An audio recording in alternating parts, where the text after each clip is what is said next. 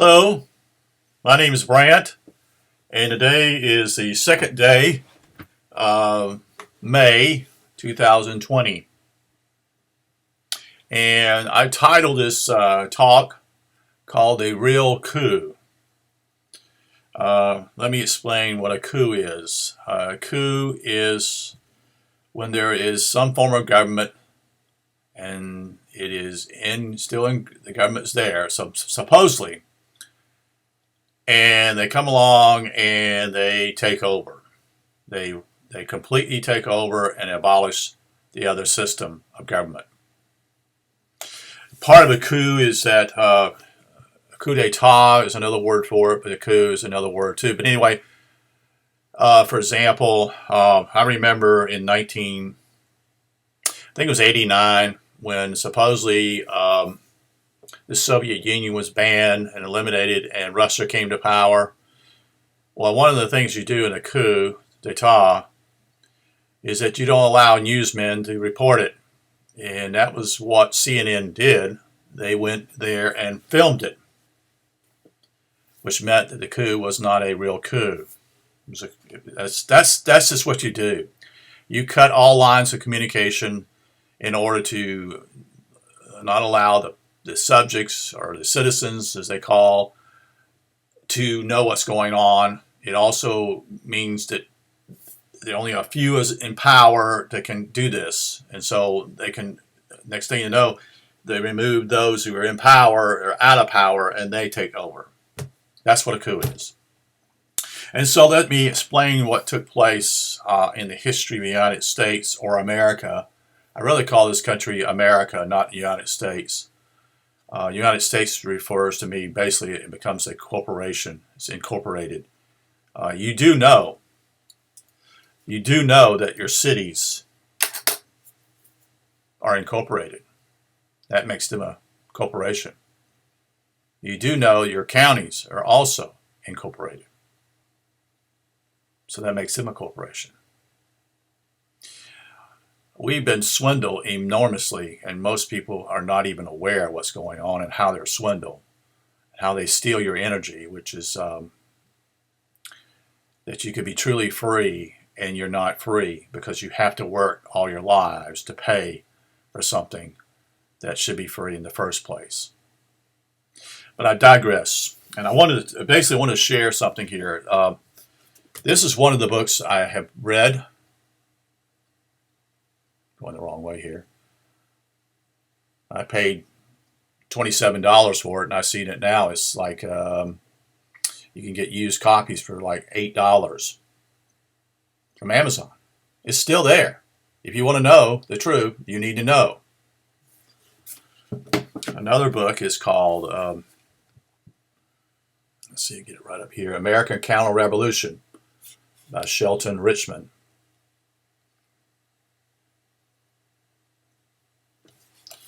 Now, both these books kind of explain what really took place.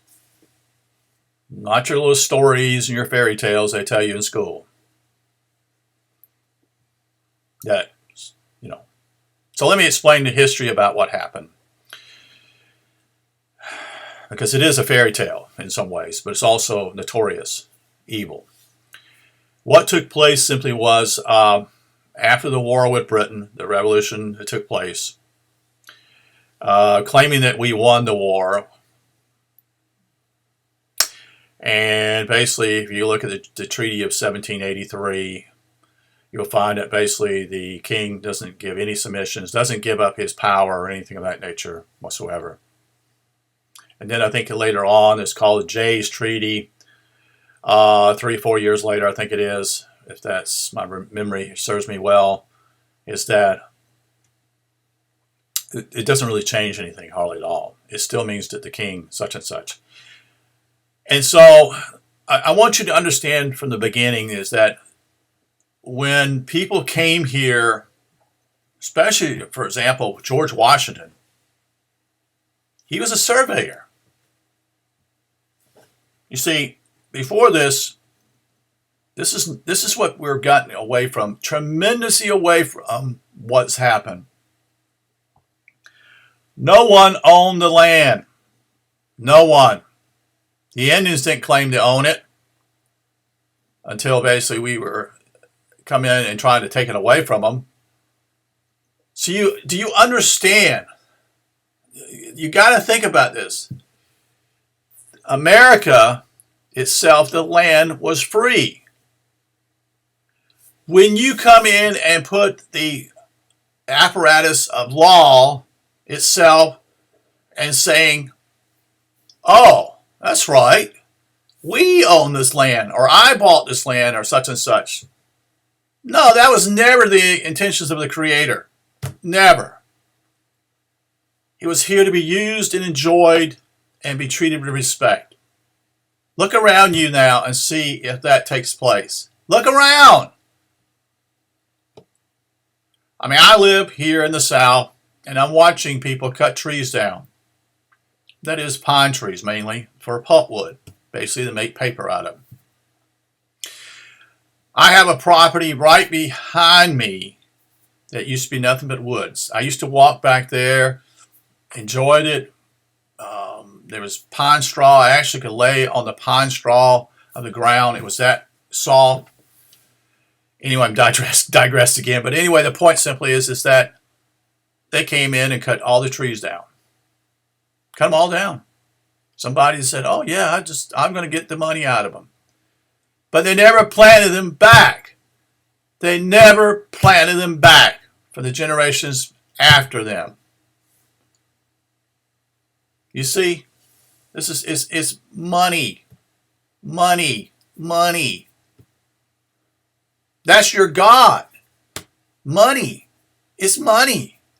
We all work our lives. We never discover who we really are in this world. It's illusion, but it's also, it's like, why would I want to live here? I mean, in some ways, because of all the man laws. But I've digressed again. So what happened was, after the war, they first tried to meet in Annapolis, Maryland, in a convention, and it didn't work out. It failed. And what do I mean by they? Well, there were certain states that wanted to quote-unquote E-states, and then it became the states, that people were invited. Well, why were these people invited? See, that's the other thing you got to ask yourself. Why were only 3 or 4 people from each state, a representative, sent to Annapolis? Well, not all the people came. Not all the representatives came. So they scrapped the idea. Now, I want you to understand also, the law of the land at that time, not natural law, was the Articles of Confederation, which was probably was, I can't remember if it was 1777 to 1781. It's in that frame, it's in that time frame that the Articles of Confederation were the form of government. So it was a confederation. It was no central power like the federal government. It was more to do with simply as a state power or working together in a different loose league of a confederation. Many complained about it, but it was not draconian like we have today. Well, actually, we have digressed so far back that we live in a dictatorship now. Oh yeah, we vote. Yeah, we vote. That's right. We choose between 2 candidates. That's another misnomer. People can't figure that one out. Republican and Democratic Party. And reality simply is that it's either or. Either or. But I don't want either or. I want somebody else, as some people say. But I don't want anybody to rule over me. You see. I rule over me. I rule me. I don't rule over anybody else. You see. It's called self-government. It's a responsibility in the way you treat people. And you don't want to be treated wrongly yourself. Like, for example, here, I ordered something from a company, a herb company. And if you can see this, I'll show it real clear. There's my $4.70 is what the postage is on this package. Now you can see this is not a very big box, okay? And you can see also that probably they buy these in thousands, whatever, such and such. So the box can't be more than $1. Okay. So I get my bill from them, and they charge me $10.15 for shipping. Is that right? Is it? Now, you charged me for 2 containers $25 a piece. Now, didn't you make a profit off that? They call it handling. You see, they call it S&H, shipping and handling. So it took almost $6, $5.50 basically, if we want to call it that, that you just simply, a piece of paper and a box, $5.50? You didn't make a profit on the capsules? Is that what it is? This is wrong. This is fucking wrong. This is what's happening. This is what money does in some ways. When people lose the ability, don't understand that they're robbing their own people. We're all one. We're all humans. We have the same blood. It's red. It's not blue. It's not green. It's red. We have different colors. That's how they destroy you and divide you in order you fight this and back. They've been doing this for thousands and thousands of years, folks. They divide you all the time. Again, I've digressed. So what happened was, back to the Articles of Confederation, and back to George Washington. He was a surveyor. So what he did was simply is, he surveyed the land in Virginia. And what he did was simply was, there were those who were coming over later, and he was doing the surveying of their plots. So they were going to buy this land, such and such, da-da-da-da. Again, see, we are seeing all this. And this is called civilization, folks. This is called civilization. Everybody comes and says, oh, don't we live in a wonderful civilization? Oh, really? Really? We fight among ourselves? We are so far from what we should be. These people who are the very small minority control everything on this planet. So what happened was they met in Philadelphia. And this book is very clear what took place.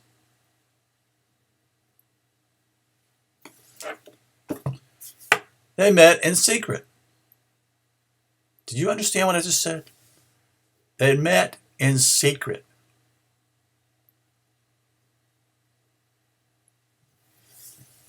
If they met in secret, they were not in public.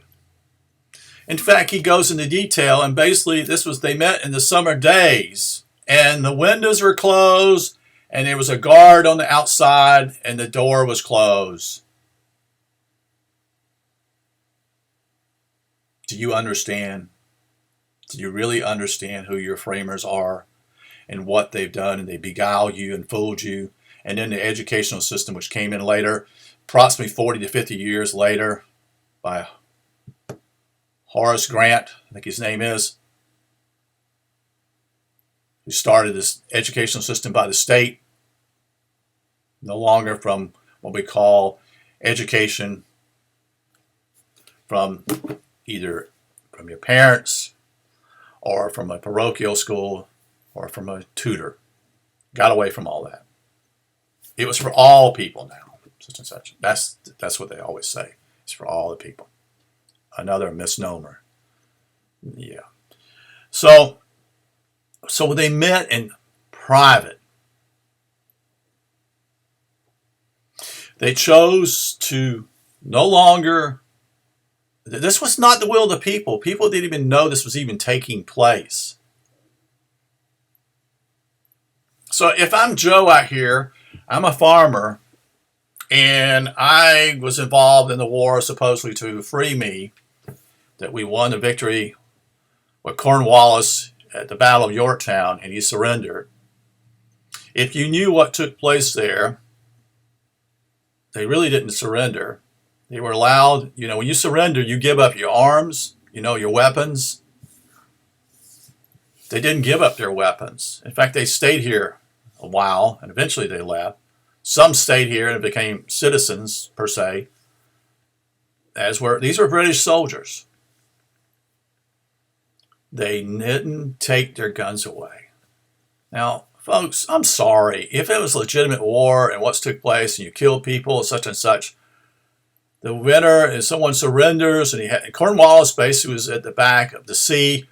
The French were here. Their ships had already basically commandeered the British ships or kept them from getting in there. So Cornwallis was not going to get anything. His back was against the ocean, and he had no options but to surrender because he was beaten. And this is why the treaty such and such at 1783 is as a joke.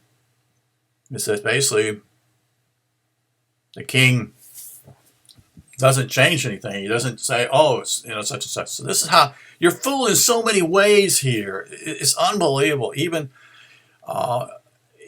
it's like a game to these people. And so what happened was,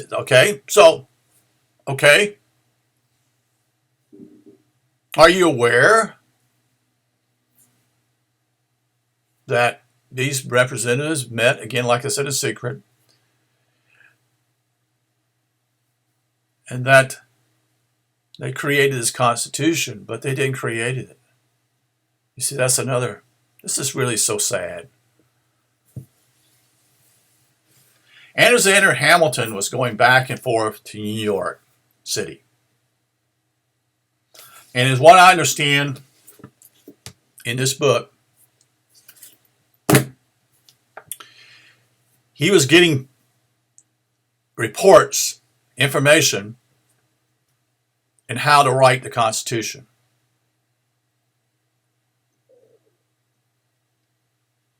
So these great men we think about who are so great didn't write this document.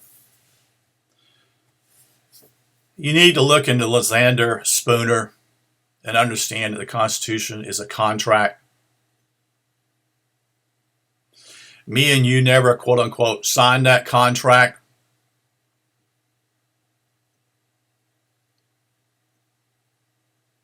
You hear what I'm saying?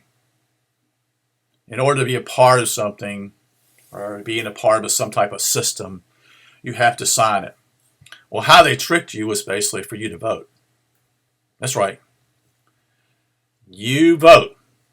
And so that means that basically you say, I agree with the system. I like the system.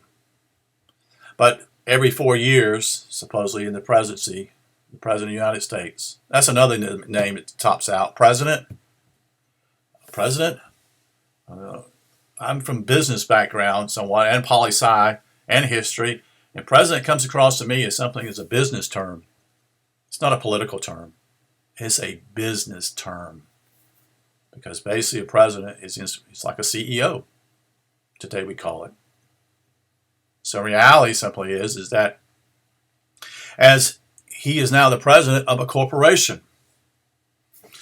That's why I don't really like to use the word United States or United States. I'd rather go back to America because that was what it was originally, was America.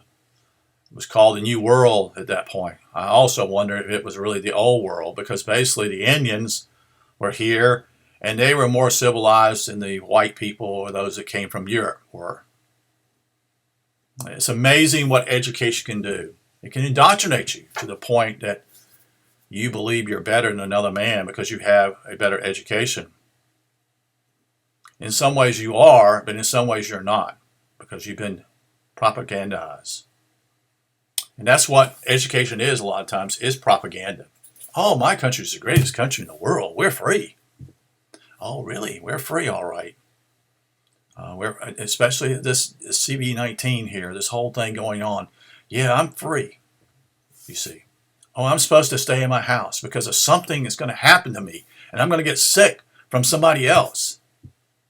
It's a psychological weapon is what it is. It's training you to be more of a slave than you were even before. It's clear as a bell. But people want to live in denial. You know that river called the Nile River, denial? Deny it. You want to deny what's taking place in reality. So what took place was Andrew Hamilton was getting paper back and how to write the Constitution.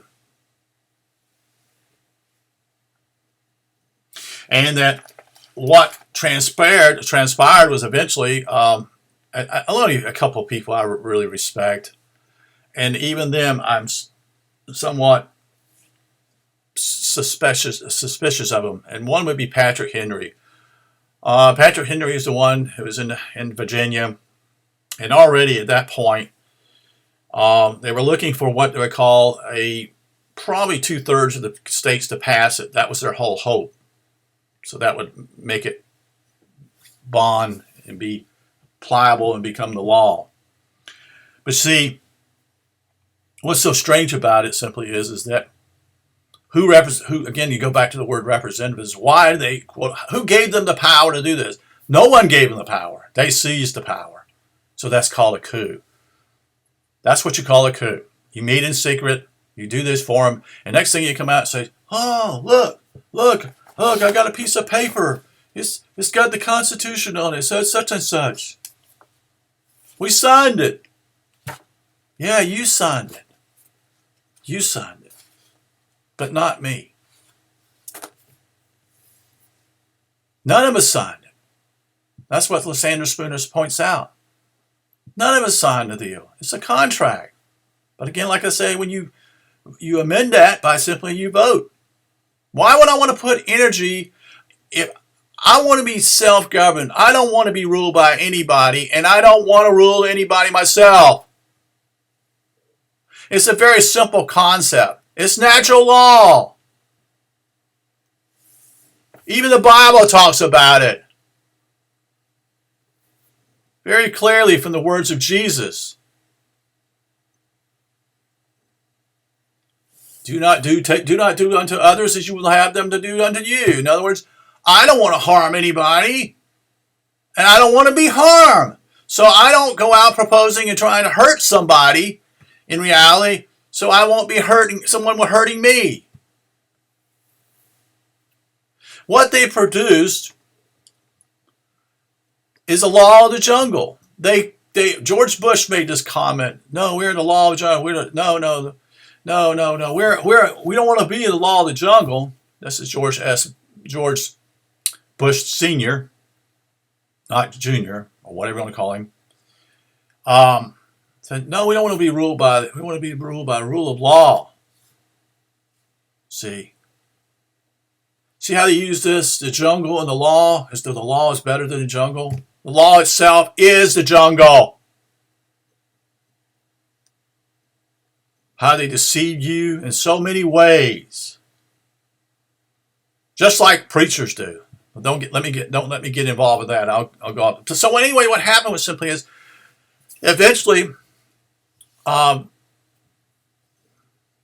other guy is Thomas Paine. Would be the other person I would have respect for. The rest, I don't believe him. I know that Jefferson says something, but he's not around. He's somewhere else. He seems to be on the fence all the time. Even though when he comes to power and becomes a president, he suddenly is a completely different person than he was before. So this is what people don't understand. When the president, that's why nothing changes. That is for the betterment of mankind or people. It continues to get worse. Because they can't change anything. Except by executive orders. So they one of the first things that happened, they had to get this rule by the people. And again, did the people vote on this? No. So the only people, it was a representative government in some ways, but in reality, the representative that had to truly vote the way his constituents wanted. See, this is so draconian. It's unbelievable. So many things are going on here. People don't understand. Oh, he hears me. No, no, no, no. No, he doesn't hear you. He doesn't hear what you say. He may say, I agree with you, such and such, da, da, da. But in reality is that it's this that controls man. A piece of paper.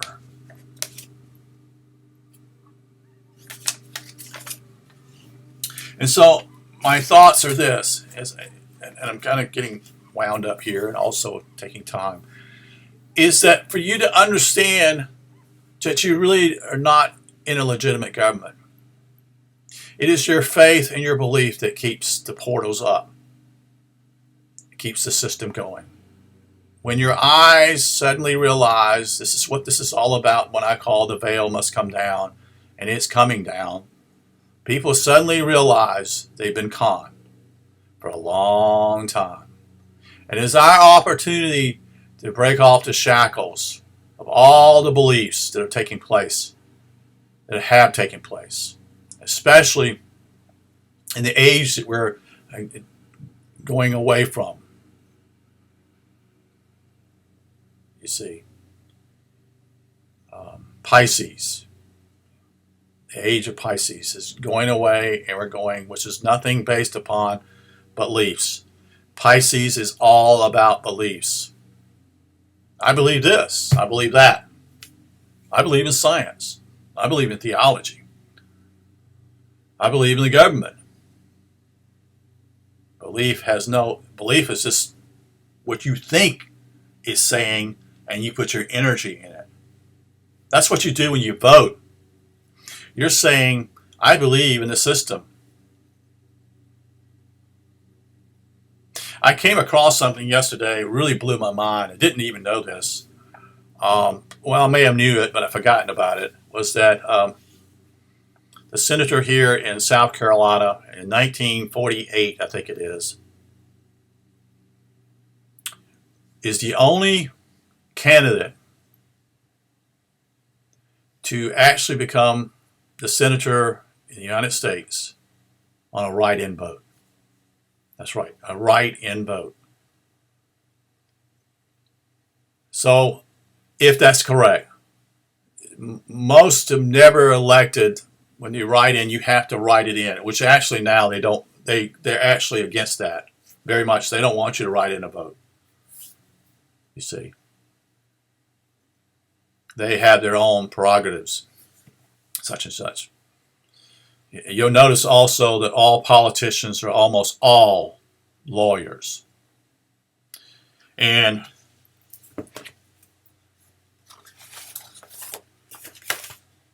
this book here tells you that lawyers themselves are part of the system.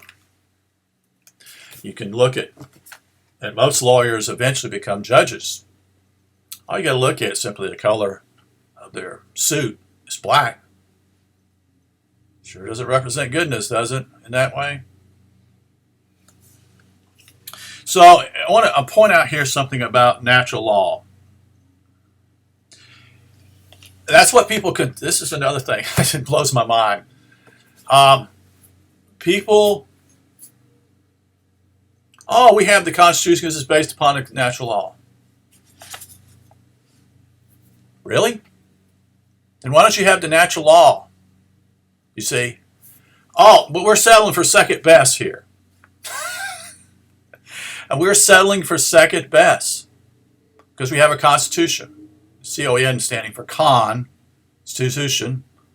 Anyway, so what happens is simply is that instead of having the real thing, we settle for second best. Does anybody else out there settle for second best? And other things, like if you go out and buy a car, do you want a Chevrolet or you want a Cadillac? If they were based the same price, of course you want a Cadillac because it's a better car, supposedly, than a Chevrolet. But we settle for second best. Natural law it would no longer have to deal with all the rules and regulations that you have to live in a society to create a civilization that robs one another. It's built on that. That's what it's built on. It's built on robbing others. And so natural law simply is that getting back to the land, being a part of the land. I'm taking responsibility to take care of myself because I'm going to feed myself. You know, I'll build my own house. You see. But we've gone so far away from it. And we're all prisoners of it. We are. And so, there's nothing new under the sun. There isn't.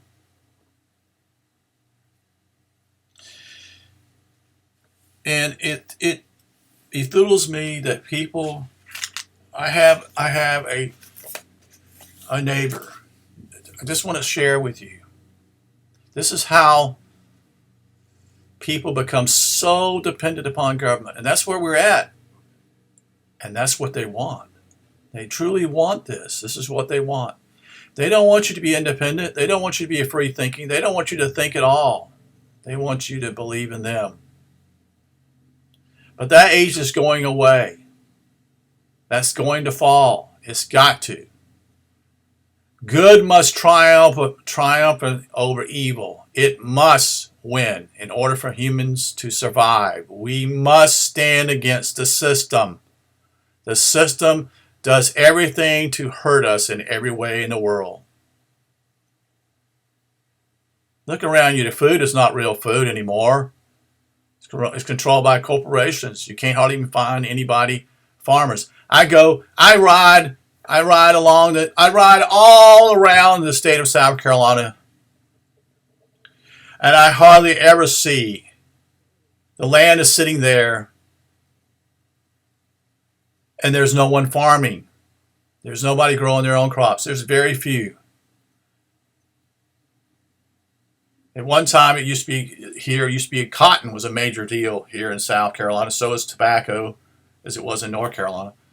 But the land is sitting idle. It's not even being used anymore. You can't even grow. And I repeat, during the Depression, the government created this stuff, and you couldn't grow your own crops if you were going to sell them.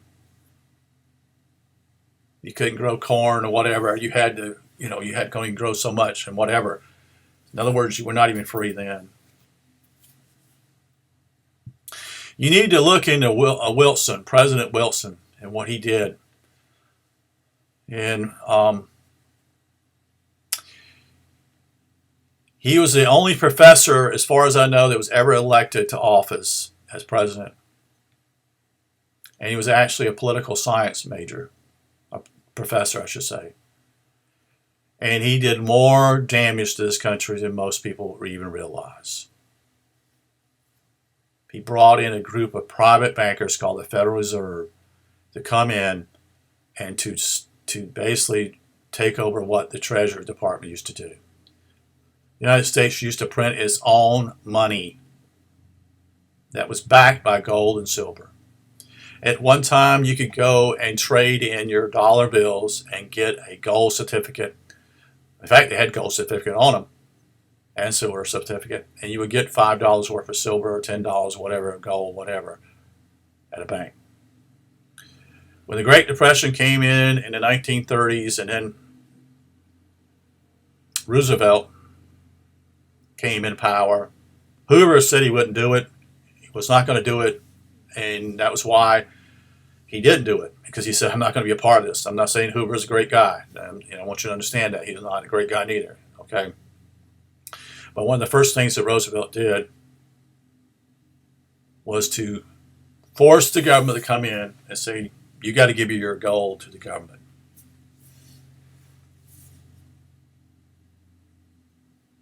If that's not treason, I don't know what is.